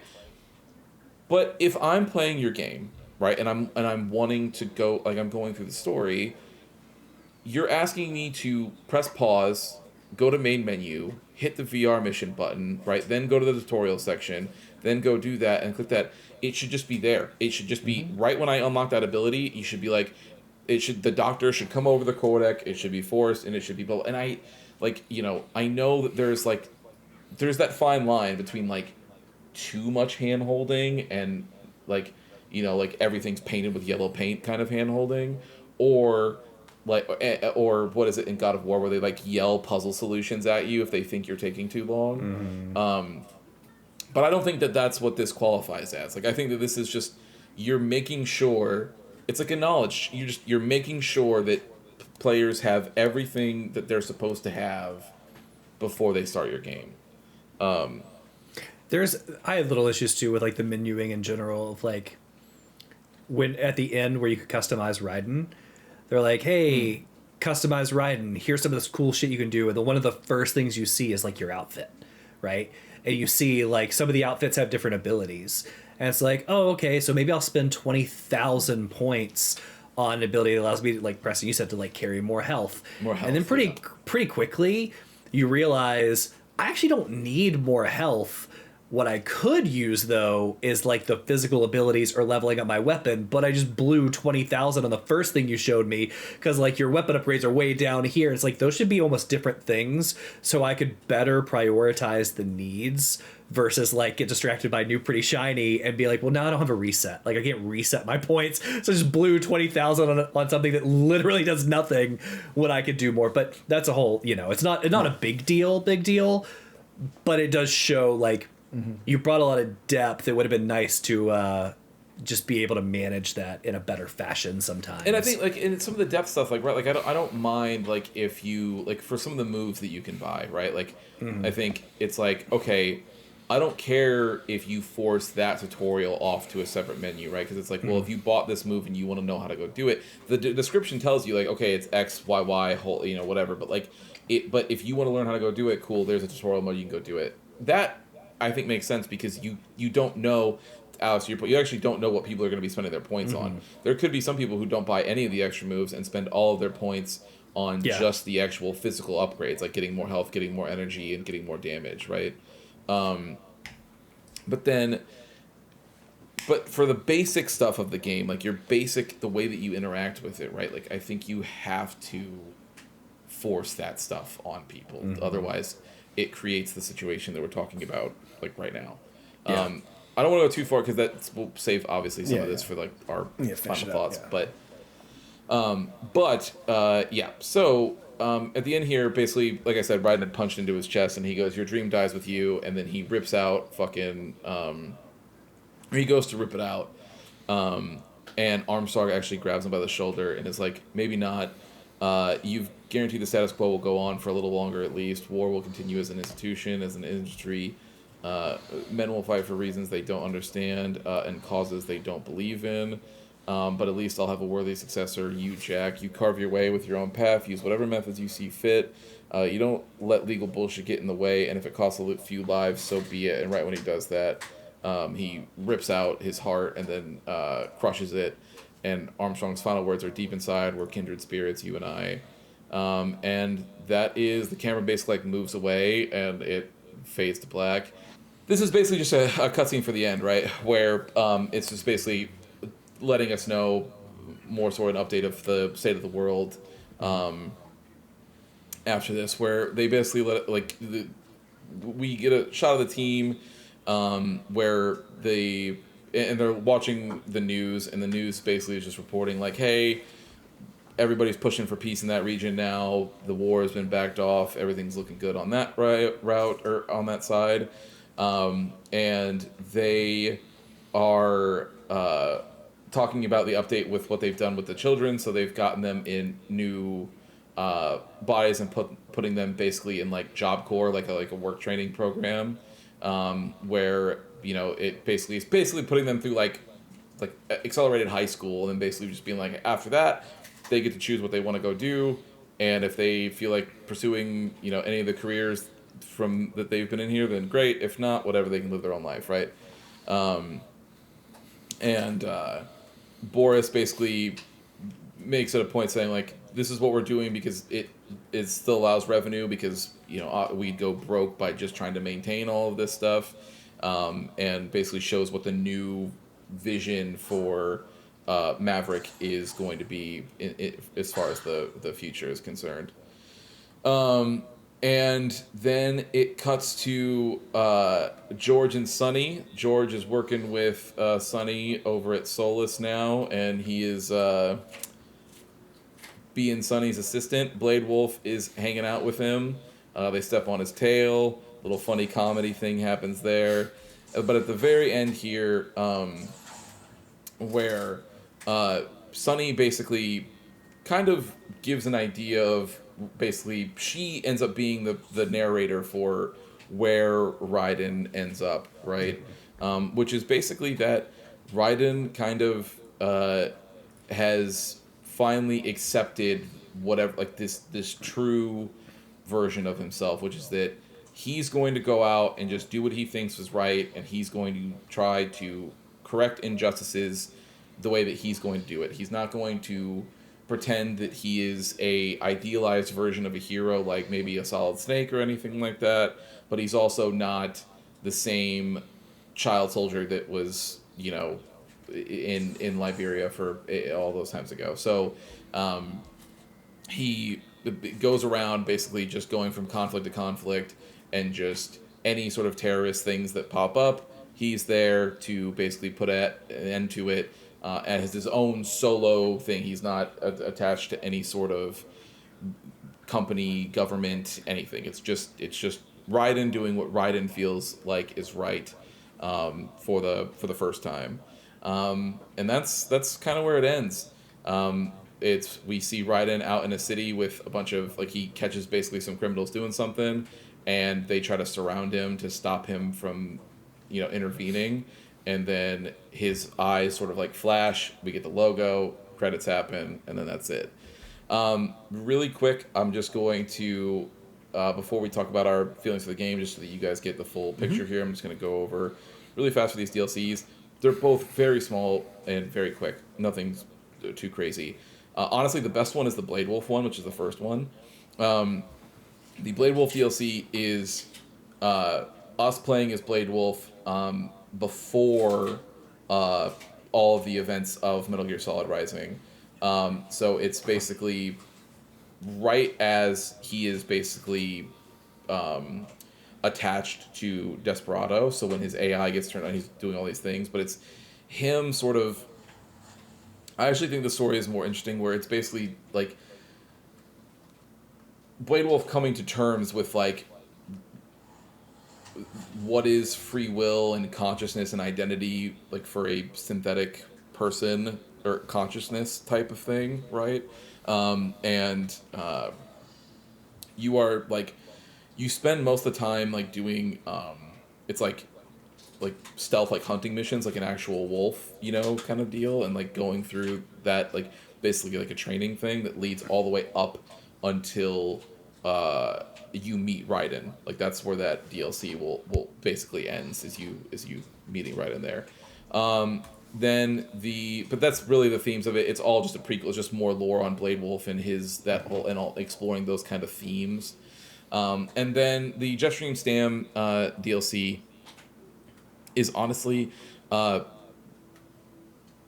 people at the time liked it more gameplay wise because obviously you get to play as Sam, but from a story perspective, or just in general, people were pretty not happy with how this DLC was rolled out because it basically reuses a bunch of zones and areas from the original game. It is. But it's how Sam comes to join Desperado and ends with Armstrong basically beating the shit out of him towards the end and convincing him to join his side. But it is more or less like you get to see the background of how Armstrong built his team, more or less, right? But in this, I think you fight. You fight Blade Wolf, you fight a Metal Gear Ray, and then you fight Armstrong, as far as the boss fights are concerned. But then that's basically it. It's just the origin of how Sam and Desperado came. But most of the areas are like reused zones from the base game, and so people were pissed about that from like paying it perspective. Obviously, with the Steam version and it being on sale for, I think like you can just go buy this game for like $10, not on sale. We don't have that issue, or you guys don't have that issue. But at the time, I think that DLC was, I think both DLC packs were like $15, from Konami's perspective. So there's that. But that's all that is in those DLCs. So nothing gets added to the end of this. It's all like, backstory on other characters and things like that. But yeah, that's it, man. We've played through all the sort of mainline. That is where that's where Kojima has left his universe. That is it. But yeah, so I'll let you guys go, man. How do you guys feel? Sure. I like the game. Obviously, I played this beforehand. If you would have asked me before we started playing this, I would have told you it was a 5 out of 5 game. Playing this again, because it's been well over 10, 15 years since I played this game, I think. I would probably get it closer to like a 4.5, and then if I were to include my frustration and how I don't remember the dodge button, I don't remember how to do the blade thing, like that could easily bring it down to a 4, all right? So it's still a great game. I just wouldn't consider it a perfect game. And then going through all the other Metal Gears, it's like, man, Metal Gear Solid 2 would have been a lot cooler if I played it, if this action combat was in Metal Gear Solid 2. But I also think it retroactively makes Metal Gear 2 just a little bit cooler as well, because you got to get that character and get more of like how cool they can be. I'd probably say just because like how much I like it, and the fact that if I was playing this more of a back in the day of this is the one game I have to play, I'm going to play this mainly for like a while, I probably would have remembered that dodge button type of action. I probably would have been able to do a parry or the little the blade move probably a little bit more. So I'm going to keep it at a 4.5 out of 5. Damn near perfect game. I just feel like that. I don't think it's not going to say it's rushed, but it feels like a game that was rushed, right? It feels like a game that like they had a good concept for it. We have to get it out the door.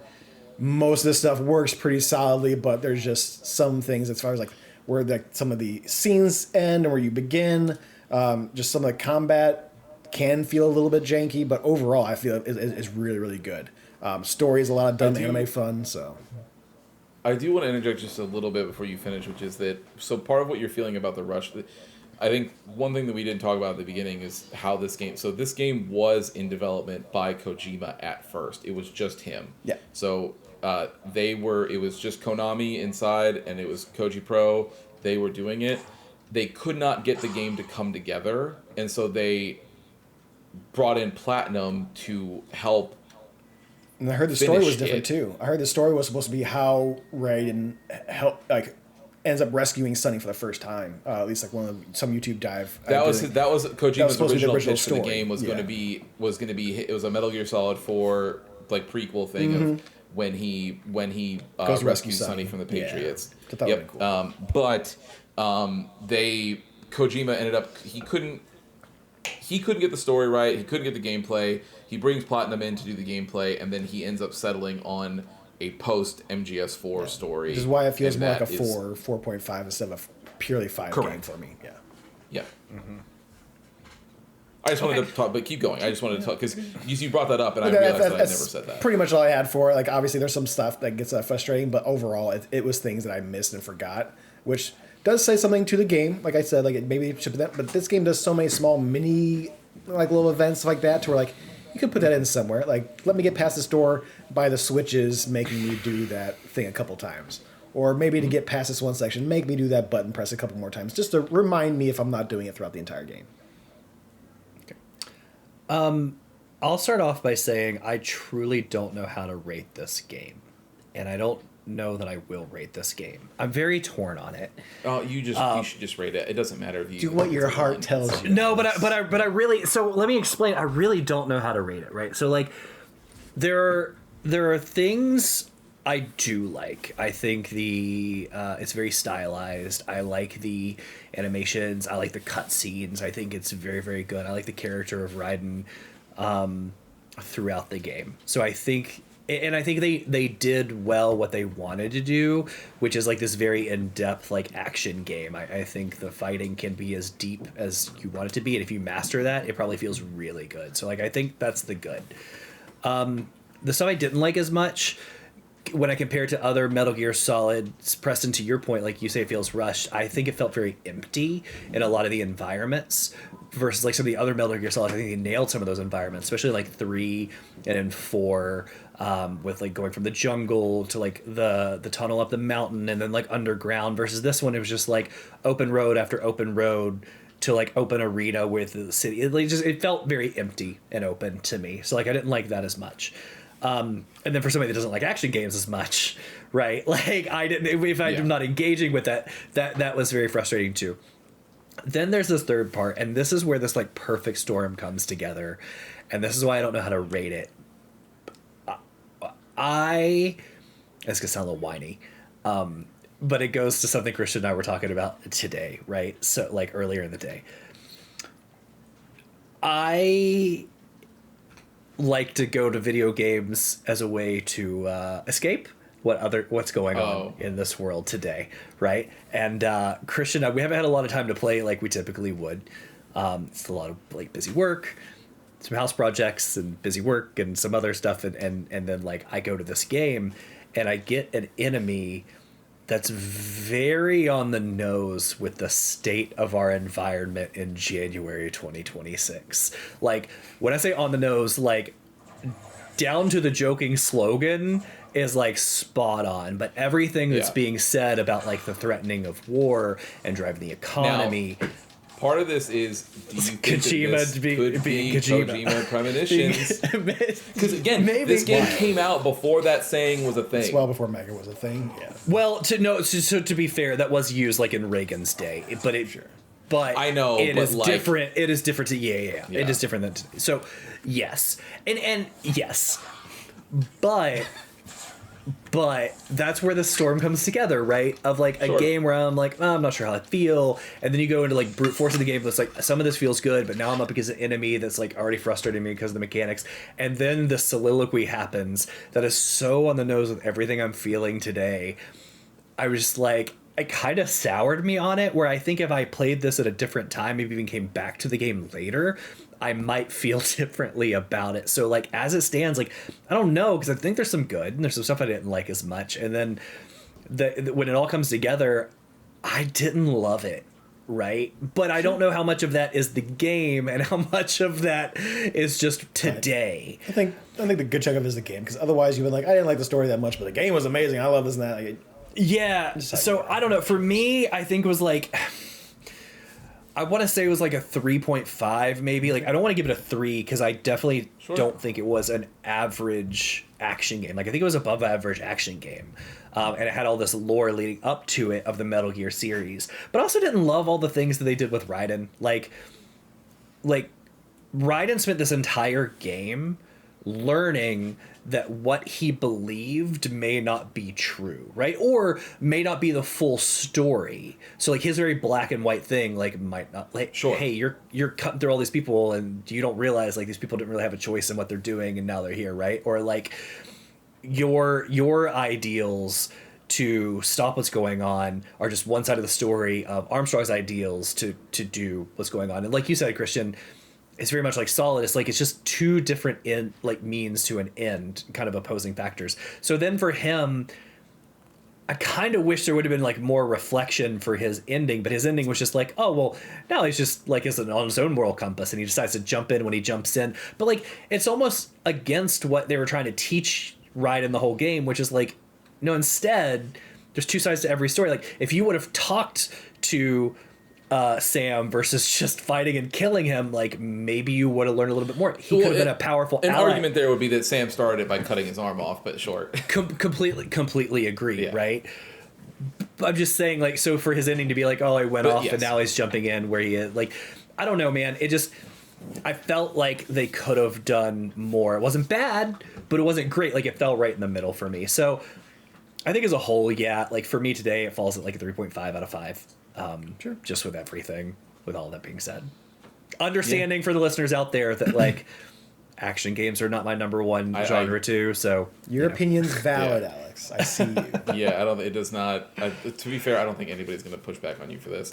I think I land right at a 4. So playing through this, for me, like as somebody who remembers the controls of this game, I've played through this game many times. It's easy for me to hop back into it and just be like I would be the person that when I pressed a new game on it, I would hit skip all tutorials because I remember how it goes. But I think that from a design perspective, I think it is a bad practice to not force people to go through a basic tutorial of your thing, right? Like it's, again, it doesn't have to be, but like in general, you should be like, this is what this is your heavy attack, this is this is that, like this is your dodge, blah, blah, blah. You have to do those things to be able to move forward after a tutorial. Like, I think it should be like that. However, with all that being said, I think that for Raiden's story for me, I think is, I don't know that I don't have any issues with it per se. I more so my thing with it is that I think like Raiden, his journey throughout the whole series, whether it's 2 or in 4, has always been him trying to figure out like who he is and what he believes in, and he is always attached to another person. Like it's always like in 2, it's this VR, like everything when his brain got wiped from his time in Liberia and his VR self, right? And him thinking that he's just some super secret agent hero person, right? And then he spends all the time after 2 basically just being like fully in the Jack the Ripper. He's like, I'm just a hired soldier. Like I'm just a weapon. That's it. Like people just point me where a problem needs to get solved, and then that's where I go, right? And that's where we see the Metal Gear Solid 4 version of Raiden, and his wrestling with Snake back and forth about that, right? And so then he overcorrects completely and goes full family man. Like he's just like, I have a wife and a child, and I just do a job, and I need to go do. That's me. That's me. And I think where they settle, I think that the closure he gets at the end of this game, I actually kind of like, which is Sonny brings this up. But it's just that it's like, no, you're both of these people. Like yes, you are still Jack the Ripper. Like that did happen, and you did hurt. Like Sonny's exact quote is something like, I know that he hurt a lot of people in the past, but that's not who he is to me. It's like, to me, he's the like knight in shining armor that saved me. And so, and she's like, and for him, it's like you're both of those people, right? And like that is, and it's him finally coming at the end and accepting the fact of, that's right, I am. This is me. I can't get rid of both of these things for me. I still have Rose and my son at home, but I'm also still a problem solver. Like that is who, and so that's who I am now. So I actually think that the closure there is good. I think that for Kojima basically having this be like the final period point of Metal Gear, I think that, you know, it would have been nice, in my opinion, to see like other people like a where are they now 4 years later thing, because as far as like Kojima mentioned later that Snake is dead by this point, like not of like anything bad, it's just of old age, like that it's 4 years after the events, like he lived his life, it is what it is, right? But so, you know, obviously not him, but like just what's Hal doing? He was obviously with Sunny beforehand, now she's running her own thing, and that's great, but I hate Otacon, but like what's up, right? Like that kind of thing, right? Like just any amount of those little things. I think Meryl, Johnny, that whole like, you know, Otacon's sister, Drebin, right? I could have been buying health packs from him. Well, Otacon's sister's dead. Emma died. I forgot. Yeah. But it could absolutely be, you know, if the initial story was the prequel, he may not have the answers, right? Right, which I think is the case, right? But I'm just saying, but if you're gonna do the point of like restarting this thing and doing this post MGS4 story, and you're trying to give, if you already spent this time to give this kind of character closure to Raiden, well then now I have other things that I would want to. Whereas at a prequel I wouldn't have, right? Like if it was that story about how he rescues Sunny, I don't have any questions. I know what happens to Raiden at the end of that, right? So there's that. There's tutorial things there. All of that being said, I think that I never said at the beginning that this was the best Metal Gear. Is my favorite one, and it's because I think that this does distill down to its core what Metal Gear was always about, right? Like you get all of the political like happenings with nation stuff, like Kojima's opinions on the war economy and all that other stuff. That's all in here. You get the crazy hyper anime action. All that stuff is in here. You get all of the weird comedy, adios amigos, and throwing a sombrero. Like you get all of that stuff in here, right? Like every single point that happened, like all of your high points that happened in the Metal Gear game are all in here. Your giant villain monologues about some dumb fucking, you know, whatever. Like it's all in here, right? But I think it gives it to you without all of the other sort of what I would consider like lower moments in some of those games. Like for instance, like, I think all of the villains in this game are better than, outside of Liquid at the end of 4, I think every single villain in this game is better than all of the villains in Metal Gear Solid 4, right? I fighting Mistral is way better even than or Mistral and Monsoon and Jetstream Sam and all the, they're all better than like the B&Bs in 4 in my opinion, right? Like Preston, you might like them, but like, not saying you're wrong, just your opinion. no, it's fine. I'm just saying that, like, as a whole, like, I just, you know, like, I know Alex and I agree, like, the B&Bs are awful. You guys we hated them. So some of the mechanics are cool. Some of the mechanics are cool, but the characters themselves are terrible. Right, or bad. Whereas, like, I think, like, I enjoy Sam as a character more than all 4 of the B&Bs. Oh, well, I'll give like, you that. I just, right, but, so there's all of those things, which is what ends up making it my favorite. But I still think that it lands right at a 4 for me, which is that, like, there's all these things that it does right, but I think that there's just so many things that I think that should be better in that, to be a Metal Gear game. Sure. No, not just to be a Metal Gear, but just to be a game. Oh, sure. Like, just to, like, those, you know, like, just to have those things. So those do knock it down a little bit, but yeah, that's it. So but that is, I mean, we did it. Like, everything else is more so like prequel side stuff, but that is Kojima's Metal Gear. You guys are we now did it. Fully up to speed on all Metal Gear lore. I am excited that I've played so many Kojima games now, because I hadn't played any. I am not excited to dive into another Kojima game anytime soon, but I'm happy I've done In all fact, of them. I would prefer that he does not predict anything else. Yeah. No, but this is actually gonna be my final question to you guys for this is, how do you guys feel about Metal Gear period now? Like, now that you've played through all much better. these I mean, you know games. me, I was shitting on it because it's a stealth action game. That's not fucking what it was. I love the Metal Gear games. 3 and 4 are probably going to be some of the top tier best games of all time for me.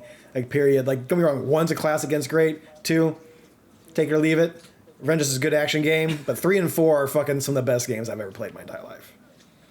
Yeah, it's an incredible series. I mean, I think I'm you guys glad know that how- you're a defender with 4 with me. I 4. 4's people, good, man. people hate 4, but man, it's Good. No, honestly, for me, I would probably rank it. I would rank it 3, 4, this 1, and 2. I can't rank rank with it. But like, Yeah. but like, I, you guys know how I feel about 3. I played 3 twice last year, right? Like, I played Right. Delta and 3. well, I thought- but like, it's just as a whole. The I thought whole it was incredible. universe, Yeah. But that's what I mean. Like, I think the entire universe is an incredible universe. I think it's Yeah. a well told Phenomenal. story. I'm mad at myself. From start to finish. Yeah, like it's so good. I'm mad that I didn't play it when I was younger. Right? Like I thought it was incredible. So, Yeah. yeah. Good. Yeah, there you go. Good. All right. Successful. I think this is like the longest like this. It's the longest for series. the book Let's club see, so see far. how Longer long than Wolfenstein Metro. takes us. Yeah. Longer than Yeah. Metro too. So, cool. All right. Well, what's up next? Up next is we're going to start in the middle of a series. Let us know. A game that I'm going to tell you right now. I'm leading You said into what's it. next? I'm like, why are you Chill. asking us? Oh, you asking the audience. Okay, It was a rhetorical question. okay. It didn't need an answer. Fair enough. It's for them. They're wondering what's next. So we're gonna skip number 1 of this series. I actually don't know that we're gonna do the whole series. This might just be the only one we play of it. But we teased this a while back, especially with you two. So we've all played number 1. At least we all know enough about number 1. We've seen it that we don't need to rehash it. That we might talk about the story. We're gonna dive right in with number 2 of BioShock 2 in this game. We'll do a little bit, like, for those of you that may have not played BioShock 1, we'll quickly recap the story before we dive into 2. I didn't play through all of it. I didn't think... So, yeah, I'll need that. You didn't play through all of 1? Spoopy game. That's why that's why we said that when we talked about this before, that you were like, well, maybe I'll just do the whole fucking series then, because Preston has not played them. Never played one. I have we're played the gonna beginning play of one. So the and next that's game it. we play, so the next game we play is going to be BioShock 1 now. That's a Okay. complete change. Well, so okay. Okay. So here's now I'm even now I'm actually more excited. I wasn't going to do it because I thought you guys had all played it. Now though, Preston, you're going to have more I've color. played all of them, just not Yeah. the DLCs for Infinite. Perfect. So now, Preston, you're going to have even more color because we played System Shock, and now we get to compare did. System Shock. Because remember, System Shock actually changed my opinion on BioShock. Because Bioshock So, rips off of System Shock, yeah. all right, cool. Well, that changes things because I don't know where to tell you where to play to and stop. Keep an eye so I on have to look that Instagram. up. Keep a look down in the Just description pause below. really quick. Just look it up. I can also put I'm description here. below. Hold on. We'll just look it up really fast. If it 'cause you can look at an changes, IGN we'll let you walkthrough. know. So it's different. BioShock 2 is different because it's 9 like linear places, so it's pretty easy. But BioShock 1, you go to places and come back and go and come back, so it's a little bit harder. Yeah, there's the missions, right? So there's the like Welcome to Rapture, Medical Pavilion, Neptune's Bounty, Smuggler's Hideout thing. Like you could do, like just to be safe for the first 3. We can right? just like, say, let's just and if you want to do research and we'll kind stop of, at Neptune's Bounty. Yeah. You want to just stop at Neptune's Bounty? and Alex, Hold on. we'll say that if you want to change it, let me know. I can just put my own face in here and be like, actually, we're gonna play So- up until this point. Christian, how long beats 12 hours? So if you just break that up, like if you take the mission list and divide by like 3 to make it 4 parts, or 4 to make it 3 parts, whichever, wherever that brings us. So it'd be 1,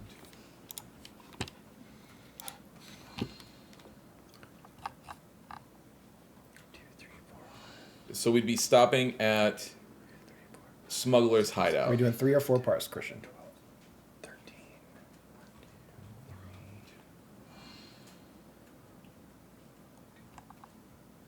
It would be 4 parts, but we I'm can okay Four with 4 parts parts. is probably I appreciate 4 4 parts. Probably about right. Yeah. So about 3-ish hours of playtime. Okay. So yeah. what are we? So but after this, Alex might adjust based on what, like, because he'll do some more things. And I But can come mean, in here and It's edit also- that we'll face. stop at we'll stop at Smuggler's Hideout. Smugglers. Hey everyone, we will be stopping part 1 of Bioshock playthrough at Arcadia. So we will finish Smuggler's Hideout. Yeah. Cool. Okay. I'm so excited to see this intro scene again.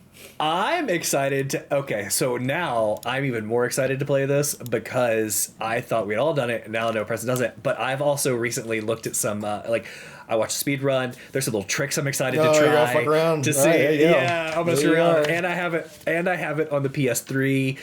Thank you to Travis for a little Christmas present. So I am super excited to play this. So we're gonna do. Is that where you're gonna play it? Yeah.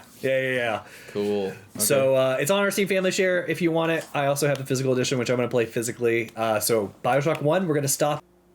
And stop once we reach Arcadia. That's finishing Smuggler's Hideout. All right, boys, that's where we're at. So thank you for hanging out with us, everyone. Again, that brought an end to our whole Metal Gear series, which is going to make Christian Speaks moving forward really interesting. Yes. So, don't forget to check out Preston on his Star Wars Sundays, and we'll be back at you with a new episode next week, everybody. And with that, Preston, you know what to do. Hit it. Thank you for listening to another episode of The Testing Room. To catch up on past episodes or to check out the newest ones when they drop, follow us on Apple Podcasts, Spotify, or wherever you get your favorite podcast. If watching is more your thing, check us out on YouTube, youtube.com/@thetestingroom.